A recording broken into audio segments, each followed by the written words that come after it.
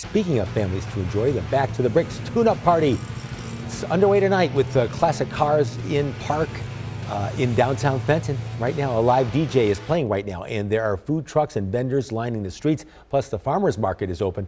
The tune-up party continues until 9 tonight, so there's still plenty of time to get in on the fun. And Back to the Bricks. Next stop is Mundy Miracle Commons on Hill Road in Mundy Township tomorrow, and then downtown Mount Morris on Saturday.